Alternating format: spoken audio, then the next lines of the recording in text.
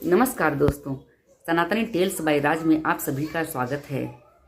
आज मैं आपके सामने एक कंजूस बुढ़िया और शिव जी की कहानी सुनाने जा रही हूँ।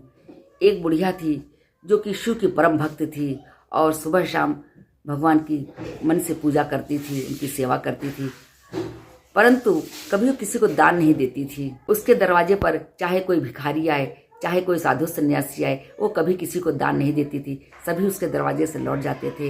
यह देखकर उसके पड़ोसी उससे कहते थे कि अम्मा, कुछ कभी दान भी दे दिया करो। वो बोली कि मैं शिव की पूजा करती हूँ, इससे बड़ी पूजा और क्या है, और मैं तो शिवलोक ही जाऊंगी क्योंकि मैं शिव की परम भक्त हूँ। उसने कभी किसी पड़ोसी की बात पर ध्यान नहीं दिया और सिर्फ पूजा में ही मन लगाती थी, किसी को भी दान नहीं देती थी।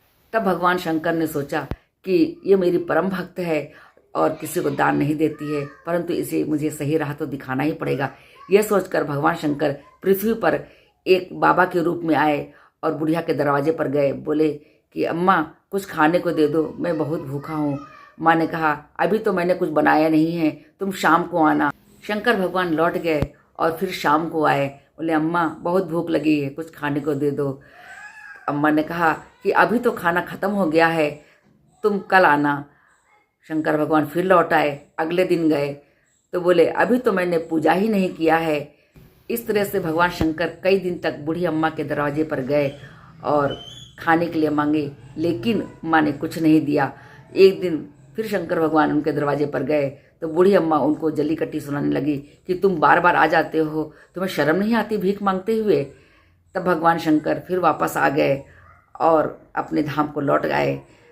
कुछ दिन बाद बुढ़िया का अंतकाल हो गया और उसको लेने के लिए यमराज के दूत पहुँचे तो कहती कि मैं तुम लोगों के साथ नहीं जाऊंगी, तुम लोग यहाँ क्यों आए हो, मैं तो शिव धाम जाऊंगी। तब यमराज के दूत बोले कि नहीं, मैं ही तुम्हें ले जाऊंगा। तो बुढ़िया बोली, ठीक है, तुम मुझे ले चलो, परंतु मुझे शिव जी के दर्शन जरूर करा देना। यमराज के दूत बुढ़िया को लेकर भगवान शिव के पास गए।